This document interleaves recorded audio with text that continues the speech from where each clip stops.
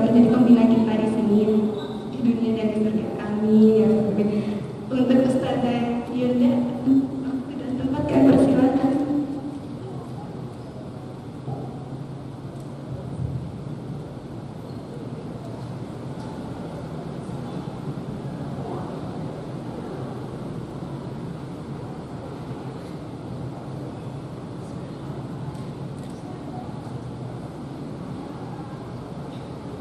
Bismillahirrahmanirrahim. Assalamualaikum warahmatullahi wabarakatuh.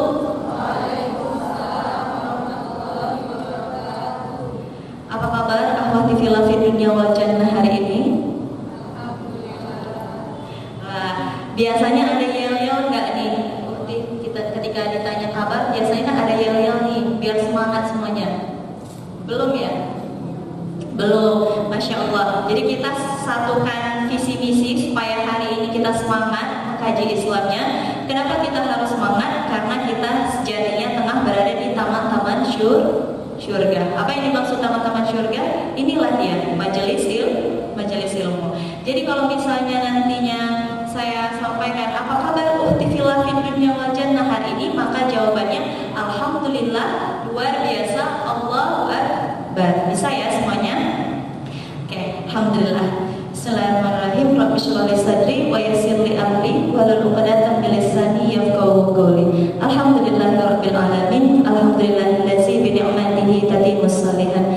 Alhamdulillah, puji dan syukur kita panjatkan kehadirat Allah Subhanahu wa taala. Hari ini Allah masih memberikan kita nikmat kehidupan. Salah satu nikmat yang paling berharga, yang orang yang sudah meninggal itu menginginkan untuk hidup lagi supaya bisa mengerjakan amal sholih. Alhamdulillah, kita yang hari ini Allah pilih untuk bisa terus menyiapkan bekal untuk bisa pulang ke kampung halaman kita. Di mana kampung halaman kita? Syurganya Allah. Jadi jangan mau kita pulang ke kampung halaman orang lain. Nauzubillah min dzalik. Salawat beriring salam tak lupa pula kita hadiahkan kepada junjungan kita Nabi besar Muhammad sallallahu alaihi wasallam. Allahumma shalli ala Muhammad wa ala ali Muhammad. Allahumma shalli ala Muhammad wa ala ali Muhammad. Allahumma shalli ala Muhammad wa ala ali Muhammad.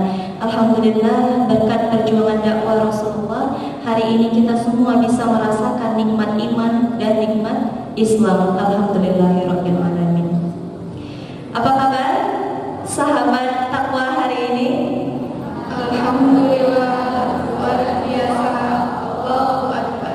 Dari 100 orang yang datang, yang jawab pertanyaannya itu masih 40 orang. Ayo semangat semuanya ya. Karena kita semua menginginkan pulang ke kampung halaman. Jadi harus penuh dengan powerful. Muslimah itu penuh dengan power, penuh dengan kekuatan. Muslimah itu ada sisi kelembutannya, tapi juga ada sisi kekuatannya. Alangkah kerennya kalau kita bisa memadukan antara keduanya. Yuk semangat, karena kita sedang berada di taman-taman syurga. Ini kan calon-calon bidadari syurga, insyaallah. Amin ya Allah ya rabbal alamin. Apa kabar ukhti fillah fid dunya wal jannah hari ini? Alhamdulillah, luar biasa, Allahu akbar. Nah, hari ini ada yang tahu kita mau bahas apa? Tadi udah dibilang. Apa? Kata syurga tentang wanita. Masya Allah. Udahlah berada di taman-taman syurga, dan sehari ini kita mau menyaksikan, mendengarkan apa sih kata surga tentang seorang wanita. Wanita ini begitu istimewa sehingga Allah buatkan kita surah khusus di dalam Al-Quran, yaitu surah An-Nisa. Ada nggak sih surah di dalam Al-Quran itu Ar-Rijal atau laki-laki? Belum ada ya? Saking istimewanya lah kita sebagai seorang wanita, Allah buatkan, Allah jelaskan khusus tentang wanita, yaitu An-Nisa. Mau kita menjadi seorang anak, mau menjadi seorang istri, mau menjadi seorang ibu, wanita selalu istimewa karena ketaatannya kepada Allah Subhanahu wa taala. Baik, hari ini kita akan membahas kata surga tentang wanita.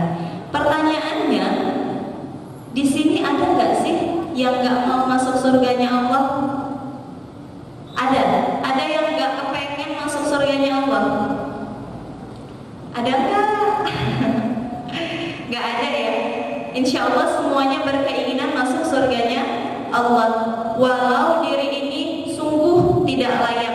Kalau kata syair Abu Nawas itu dia mengatakan seperti ini, ya Allah, aku ingin sekali memasuki surgamu, walau diriku sangat tidak pantas memasukinya.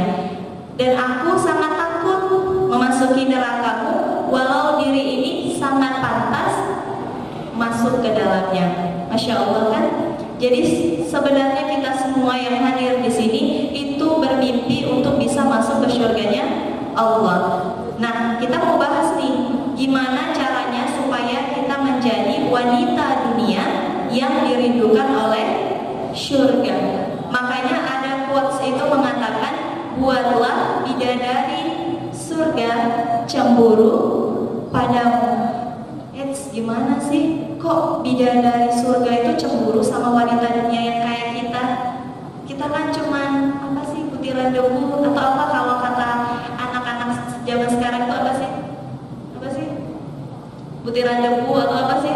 Hanya hamba biasa gitu ya. Tapi ternyata kita bisa membuat bidadari surga itu cemburu sama kita.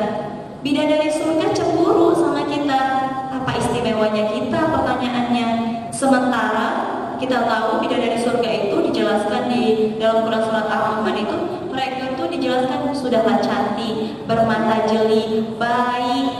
Nah, kita sanggup gak sih meniru mereka? Masya Allah, ternyata Allah beri kita kesempatan, kita memiliki kesempatan untuk membuat bidadari surga itu cemburu kepada kita dengan ketaatan kita kepada Allah Subhanahu wa Ta'ala. Baik. Ada satu hadis riwayat Ahmad yang isinya itu adalah, jika seorang wanita mengerjakan sholat 5 waktu, berpuasa pada bulan Ramadan, menjaga kemaluannya dari perbuatan zina, dan dia taat kepada suaminya, maka silahkan pilih pintu surga dari pintu yang mana saja. Masya Allah kan? Pintu surga itu ada berapa?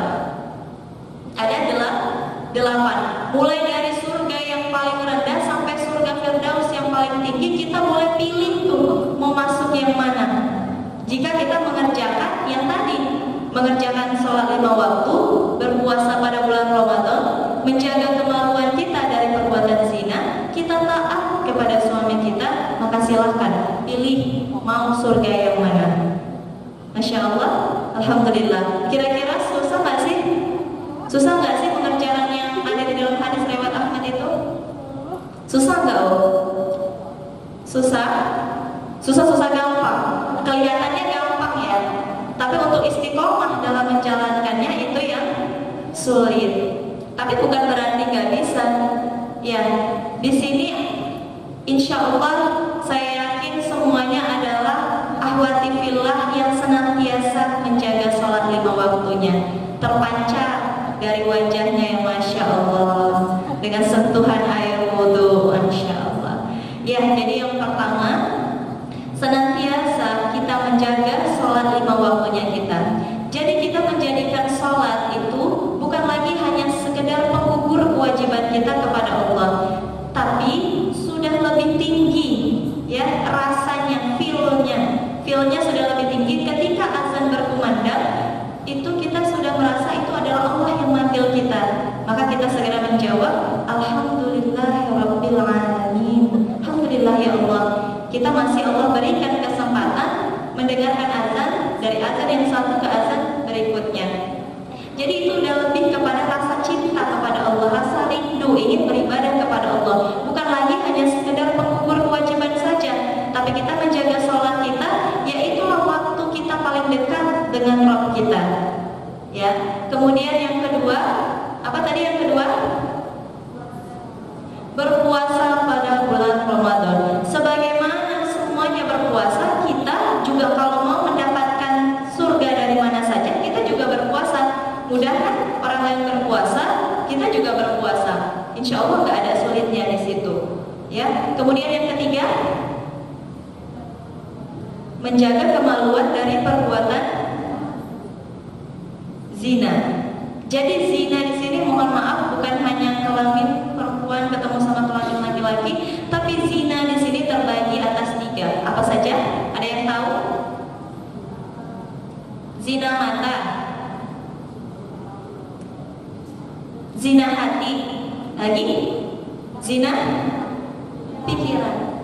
Jadi kalau kita bilang zina hanya sekedar alat kelamin ketemu alat kelamin itu terlalu sempit. Nyatanya yang paling membuat kita semua sering terjerumus adalah 3 hal ini: zina mata, zina hati, dan zina pikiran. Masya Allah, ternyata ada luar biasa di sini Allah uji kita. Ya, zina mata.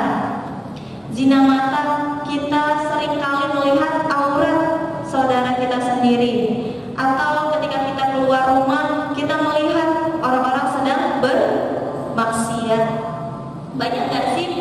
Bahkan kita datang ke sini aja udah berapa nih kita berzina mata? Banyak kan? Banyak. Zina hati, ya khususnya ini para remaja, ya mahasiswa. Zina hati yang paling sering itu apa? Berkhalwat, berikhtilat. Ada yang tahu apa itu khalwat? Khalwat berduaan dengan laki-laki yang bukan mahramnya kita. Berduaan bukan hanya di dunia nyata, tapi juga di dunia maya. Kita menundukkan pandangan di dunia nyata. Kalau misalnya ketemu sama Iwan di kampus, Assalamualaikum Ukti, langsung nunduk, jawab salamnya dalam hati, siap itu pergi. Tapi begitu buka sosial media, buka Instagram, yang pertama kali di searching ya Iwan itu. Na'udzubillahiminzalik. Jadi ternyata zina hati ini seringkali menggerogoti kita. Karena kita boleh jadi menundukkan pandangan kita di dunia nyata, tapi kita kalah melawan hawa nafsu kita menundukkan pandangan di dunia maya. Kita beranggapan kalau di dunia nyata orang lain bisa lihat akhlaknya kita.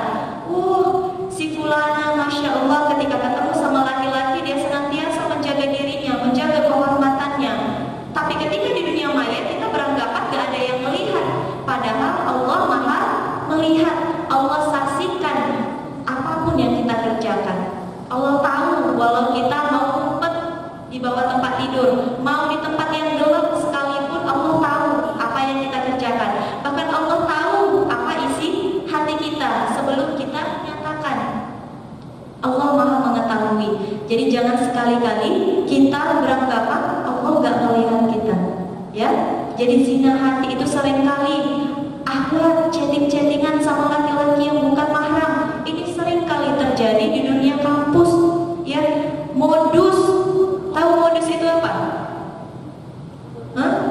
Model dusta. Iya, dusta, topeng. Semua itu hanya topeng. Ya, jadi akhwat, jaga kemuliaan, raih kehormatanmu dengan menjadikan diri kita adalah akhwat yang berkelas, yang mendapatkan kita hanyalah laki-laki yang mulia, yang menghalalkan kita dengan kalimat Allah, bukan yang bisa chattingan sama kita, ngajak kita jalan, nonton, na'udzubillahiminzalik, berbuat zina. Na'udzubillahiminzalik, terlalu murah.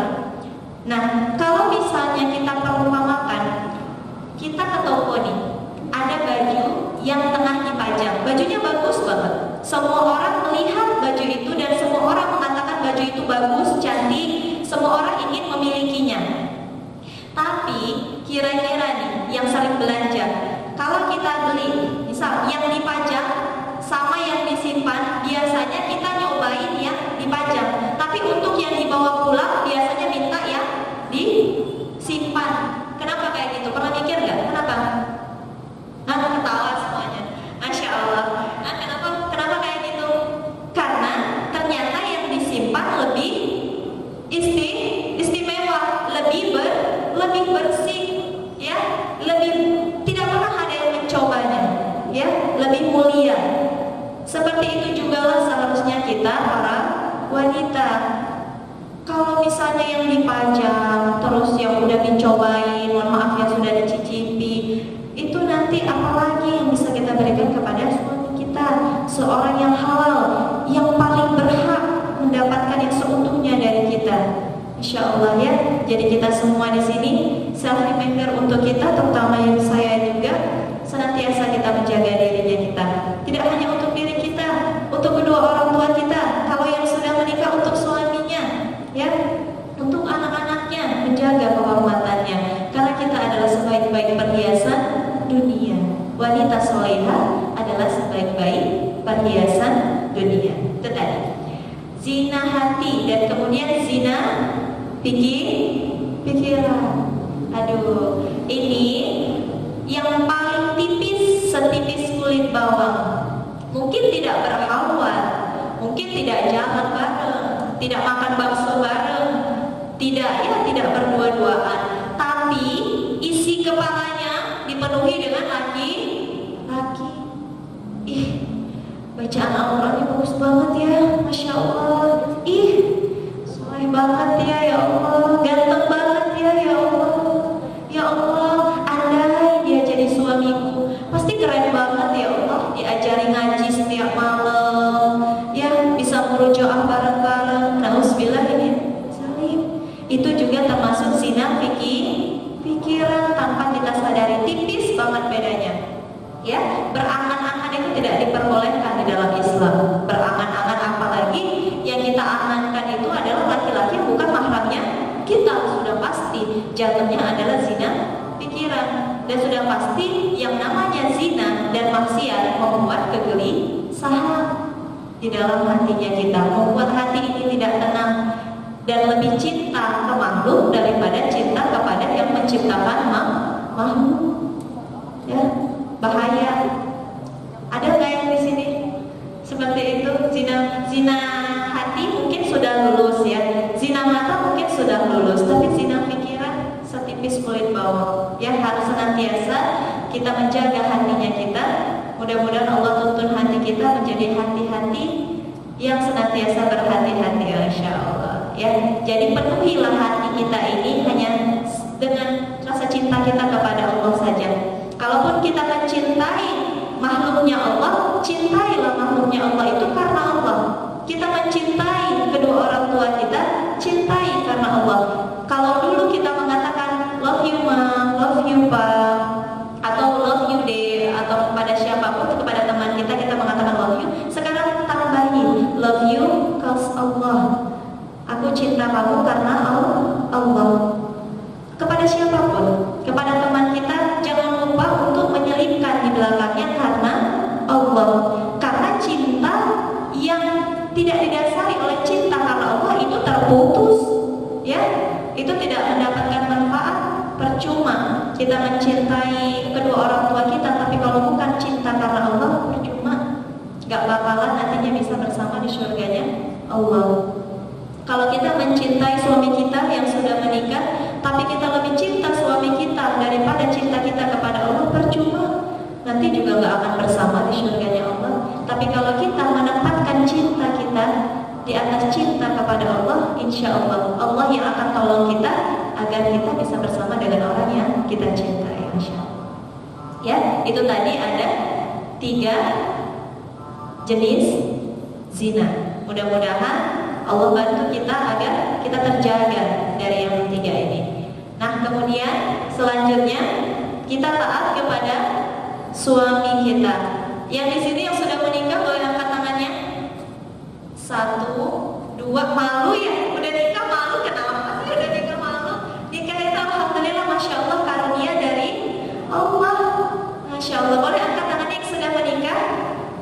1, 2, 3, 4, 5. Alhamdulillahirabbil alamin. Yang lain nyusul, insya Allah segera. Amin, masya Allah. Ya, saya doakan mudah-mudahan yang sedang berproses, ya, yang sedang meniatkan, ya, yang baik ingin menikah karena Allah, ingin menjaga kehormatan diri, ingin beribadah kepada Allah. Mudah-mudahan Allah mudahkan dan Allah ridhoi setiap langkah sahabat-sahabat semua. Amin ya Allah ya Rabbal alamin. Ya, bagi yang sudah menikah ataupun yang belum menikah, ini ilmu, jadi kita dengarkan. Dia taat kepada suaminya. Kalau kita boleh mencontoh suri tauladan kita, yaitu Ibunda Khadijah. Siapa di sini yang mengidolakan Ibunda Khadijah?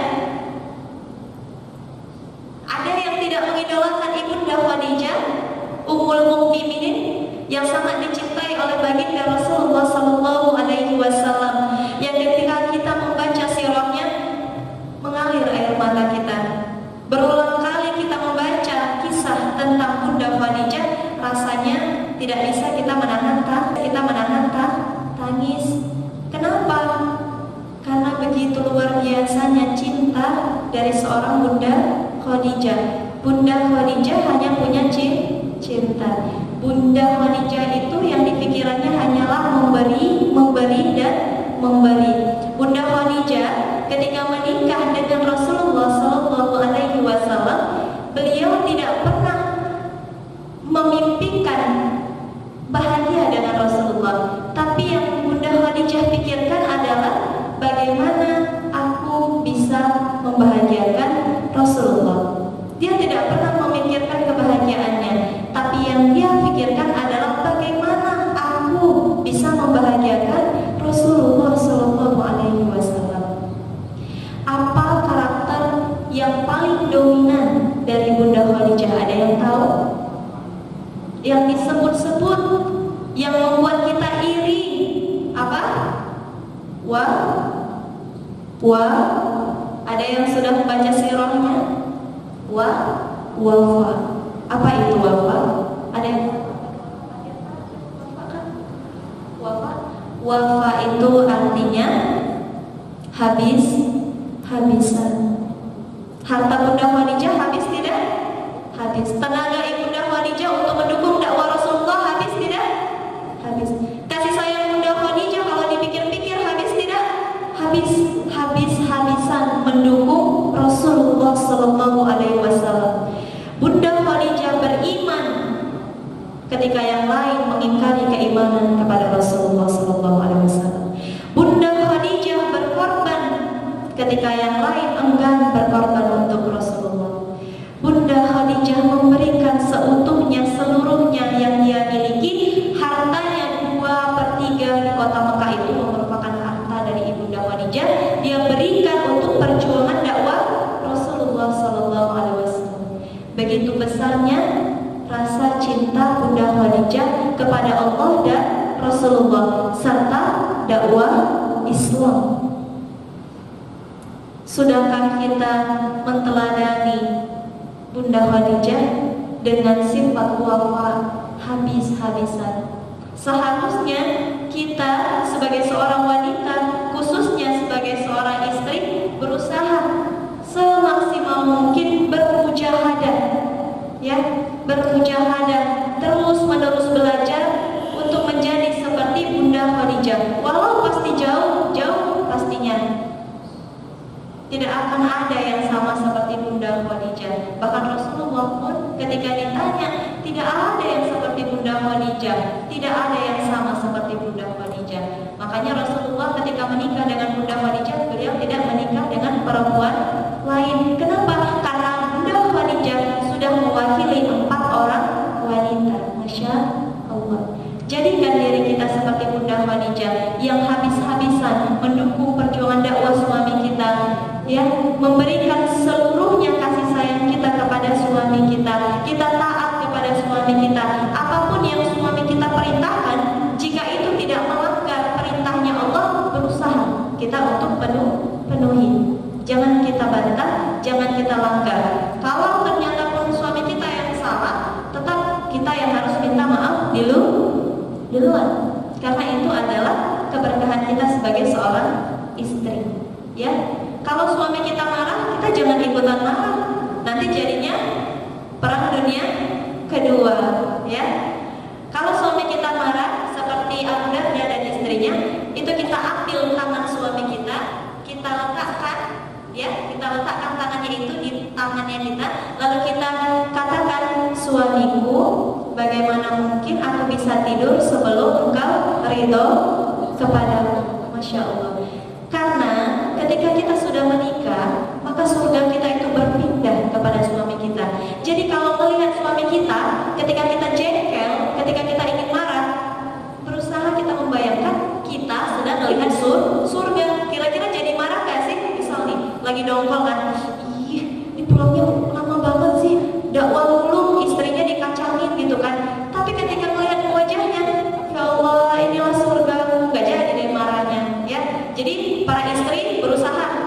mewujudkan seperti itu kepada suaminya. Insya Allah akan tercipta keindahan-keindahan di dalam istana rumah tangga kita. Amin ya Allah ya Rabbal Alamin. Jadi taat kepada suami, ya.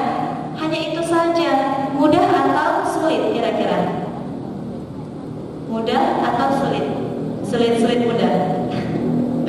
Yunda mau bertanya sama yang sudah menikah. Uhti, yang kerudung itu namanya siapa?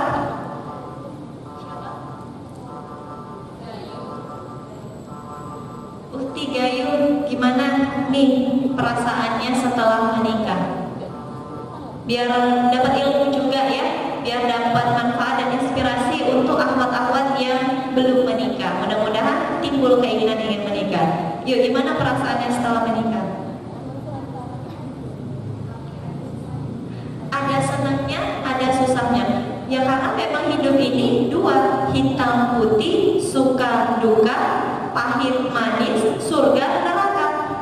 Dan ketika ada dua berarti kita bisa memilih surga neraka, kita bisa pilih, suka ataupun duka juga bisa pilih, tergantung kita menempatkan ya persepsi kita ya. Tinggal kitanya aja.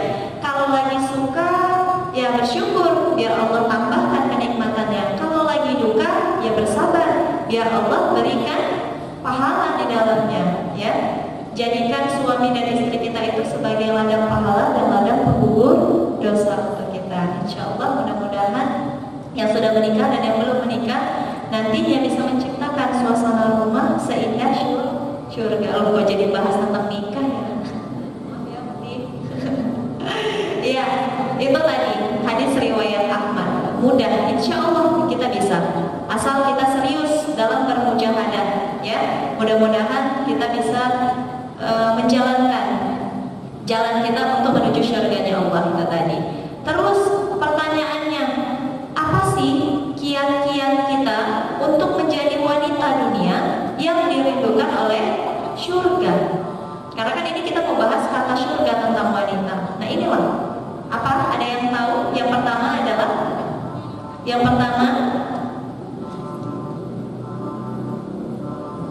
apa Ukti Tirta? Sholat, ya itu tadi sholat udah kita jelaskan ya. Itu ada di dalam hadis riwayat Ahmad. Yang pertama, jika kita ingin menjadi wanita dunia yang dirindukan oleh syurga adalah tauhid atau keimanan yang 100% kepada Allah Subhanahu wa taala. Ya. Di dalam surga itu bidadari surga itu semuanya taat, ya, semuanya taat kepada Allah, ya. Mereka baik-baik semuanya. Dan kita calon bidadari surga Allah wanita dunia, yang pertama kiat-kiatnya adalah tauhid atau keyakinan kepada Allah yang 100%. 100% nggak boleh setengah-setengah, 50% nggak boleh, 99,999% juga nggak boleh, harus bulat 100%. Ya, kenapa kita harus beriman kepada Allah? Karena inilah yang paling dasar, kuncinya sebenarnya. Bagaimana mungkin kita mau menjalankan hukum-hukum Allah di muka bumi ini kalau kita nggak yakin kepada penciptanya kita? Ya, jadi yang pertama adalah kita harus yakin kepada Allah. Allah sebagai pencipta yang menciptakan kita sebelum kehidupan, di kehidupan, dan sesudah kehidupan. Allah lah sang pencipta. Dan Allah bukan hanya menciptakan kita, tapi Allah juga memberikan aturan. Ya, jadi Allah itu bukan hanya sekedar menciptakan kita begitu saja tanpa diberikan aturan. Allah berikan kita aturan. Mulai dari bangun tidur ada nggak aturannya? Ada. Makan ada nggak aturannya? Ada. Sholat ada nggak aturannya? Ada. Menutup aurat ada nggak aturannya? Ada. Menikah ada nggak aturannya? Ada. Mengurus anak ada nggak aturannya? Ada. Masuk ke dalam kuburan ada nggak aturannya? Ada. Ya, dari bangun tidur sampai kita mau masuk ke liang kubur itu Allah atur. Masya Allah, ya. Jadi di sini senantiasa kita sebagai wanita muslimah menyadari keberadaan Allah. Allah sebagai sang pencipta dan Allah sebagai sang pengatur kehidupan kita.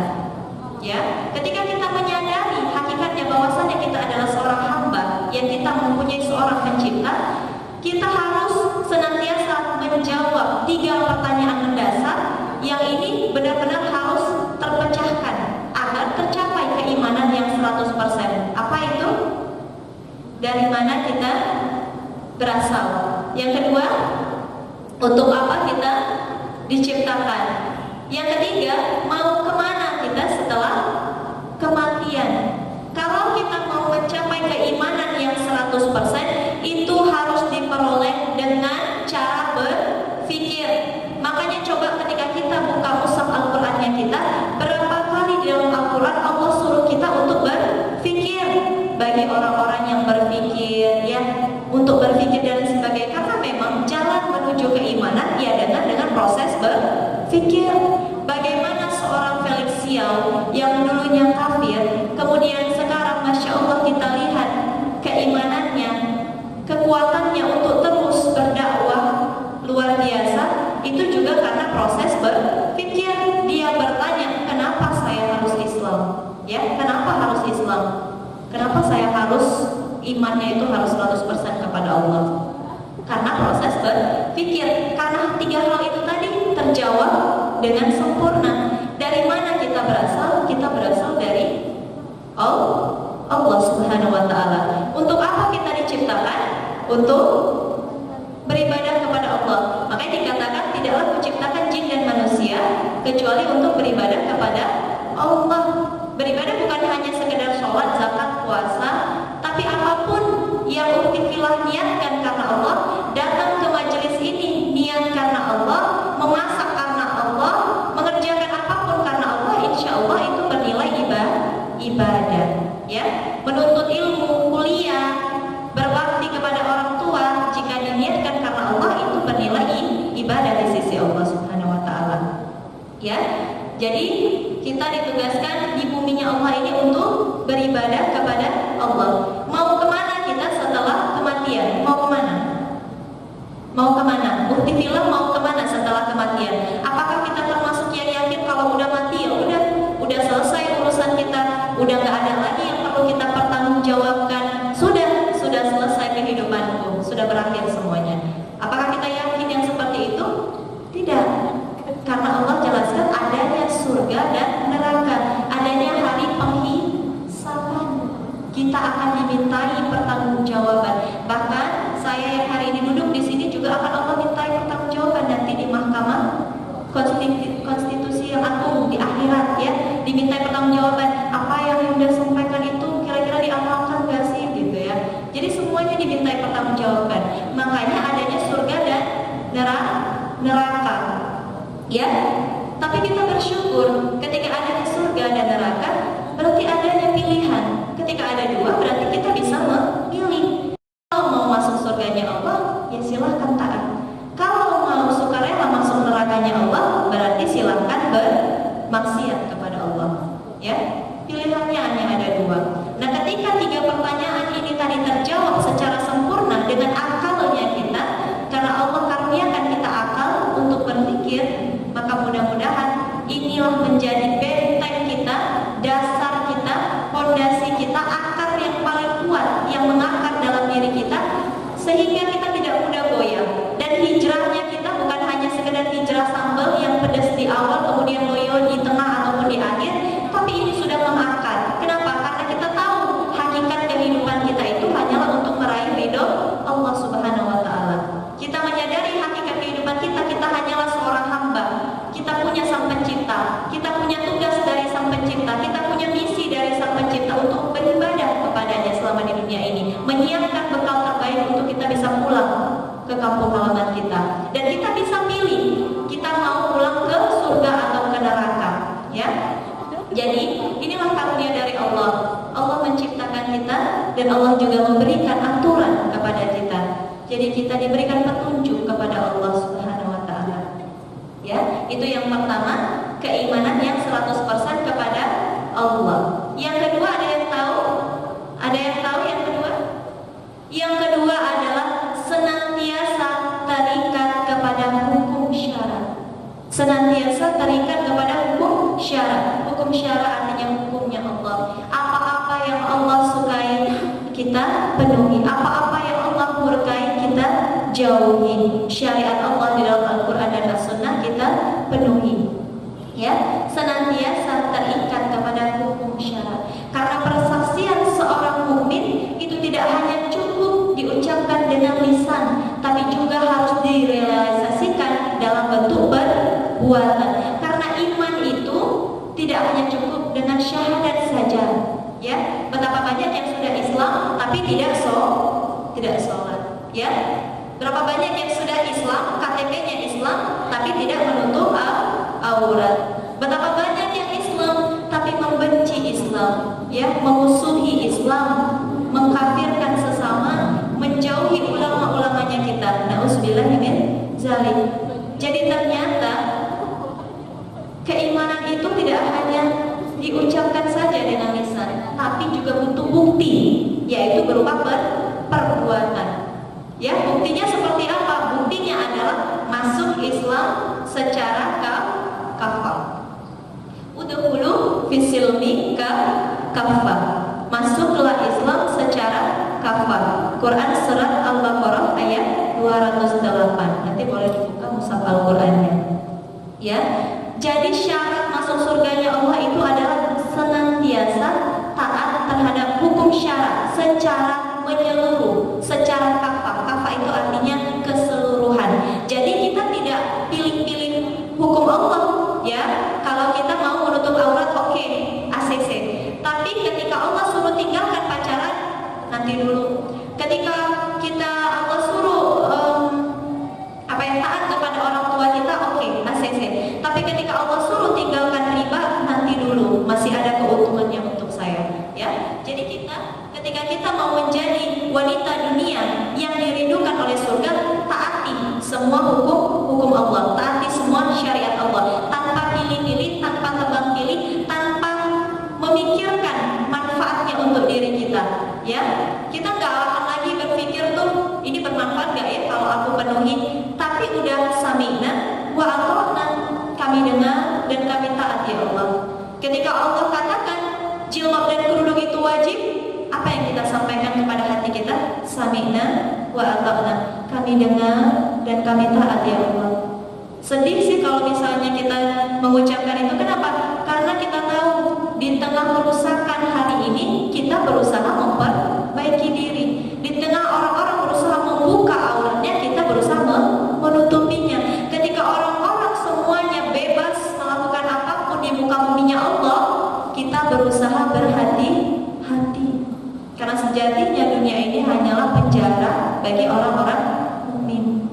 Ya, penjara berarti kita terhukum, tapi bukan berarti tidak bisa bergerak, ya.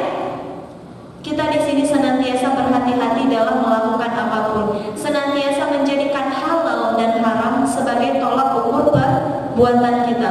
Senantiasa berpikir dulu nih sebelum berbuat. Kira-kira Allah ridho nggak ya? Allah suka nggak ya kalau aku ngelakuin ini? Allah ridho nggak sih kalau misalnya aku pacaran? Allah ridho nggak sih kalau aku menggunakan riba? Ya, senantiasa berpikir dulu sebelum bertindak. Jadi kita mematuhi seluruh hukum-hukumnya Allah secara menyeluruh, tidak pilih-pilih. Karena itu adalah konsekuensi keimanan. Keimanan itu meminta semuanya dari kita, harta kita, jiwa kita, raga kita, pikir kita, rasa kita, diri kita.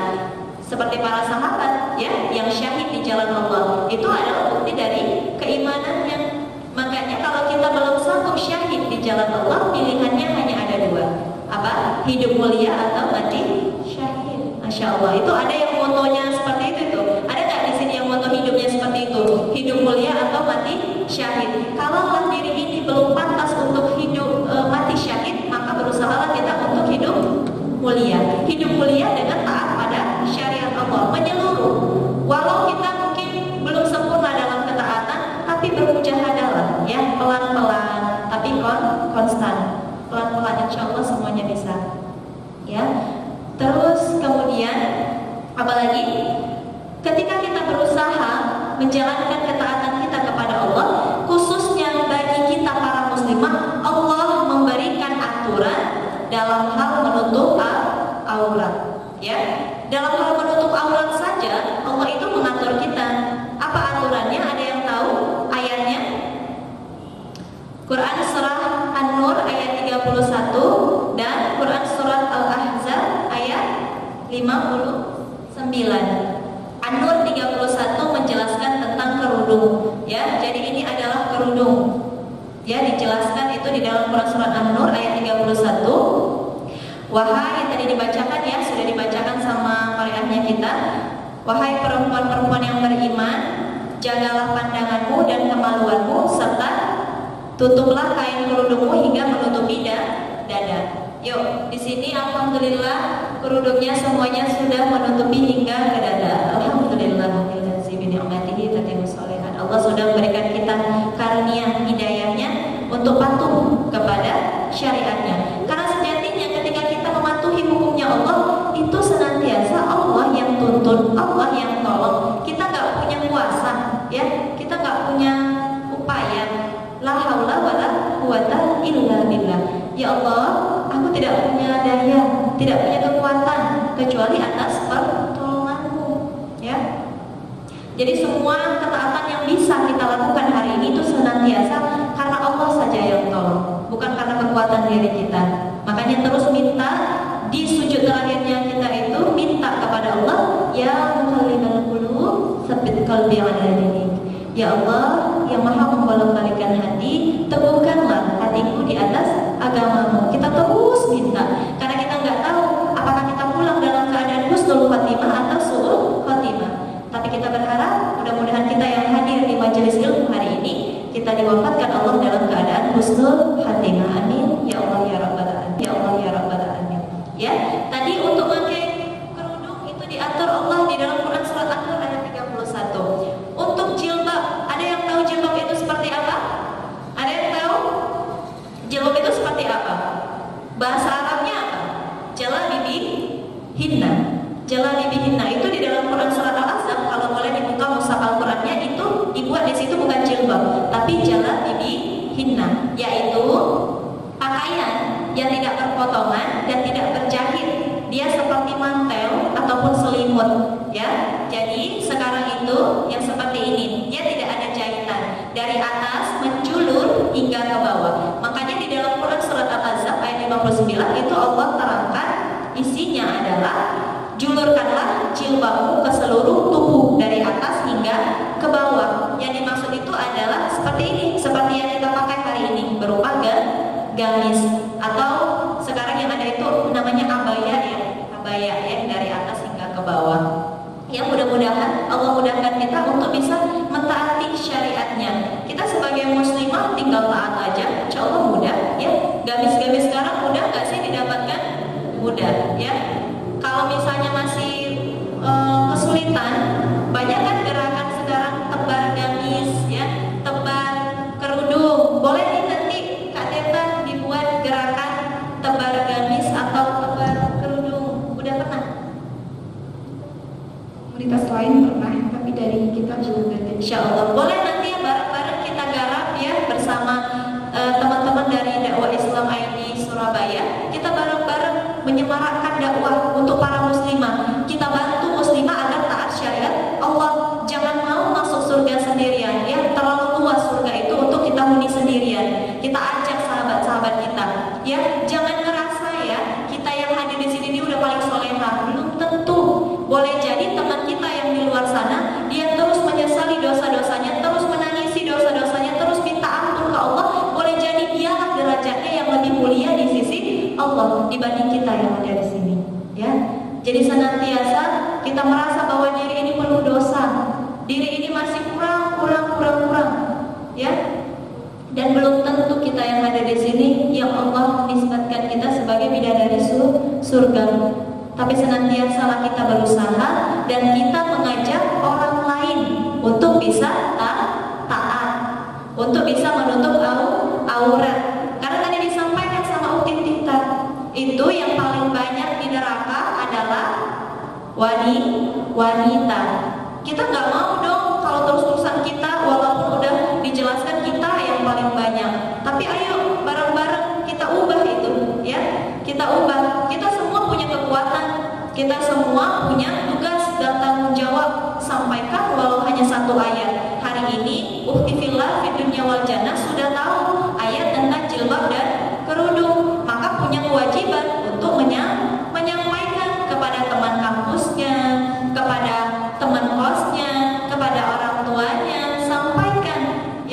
Quran surat Al-Ahzab dan Quran surat An-Nur tadi, jilbab dan kerudung. Kalau belum ada, fasilitasi, ayo berbagi, ya.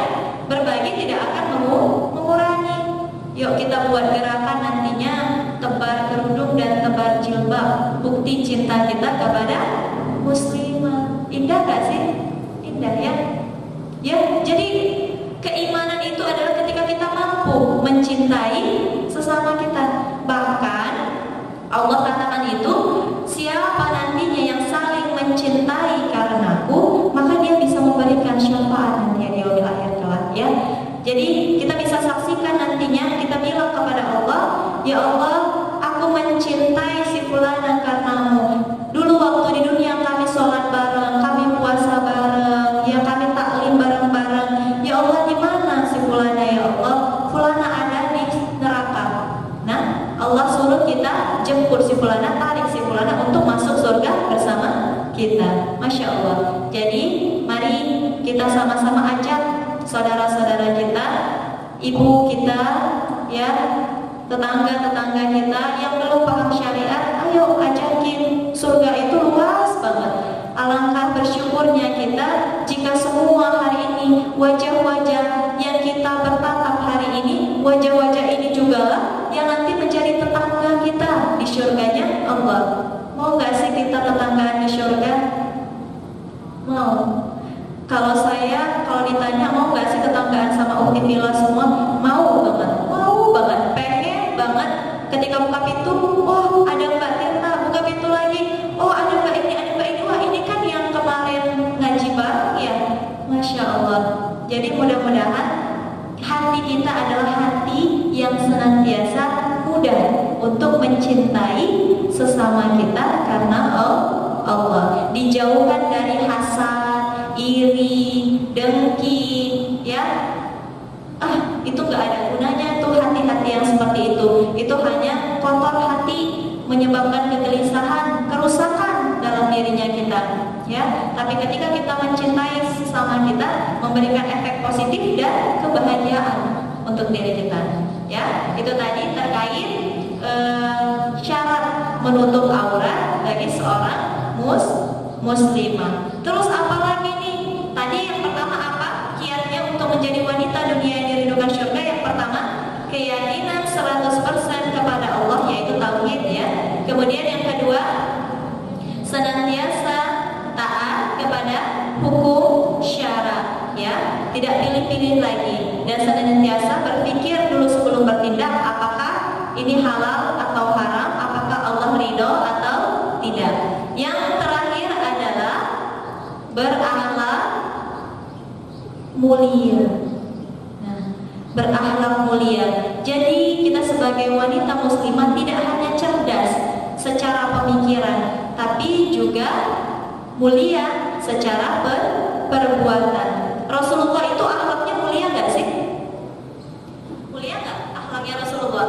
Mulia ya.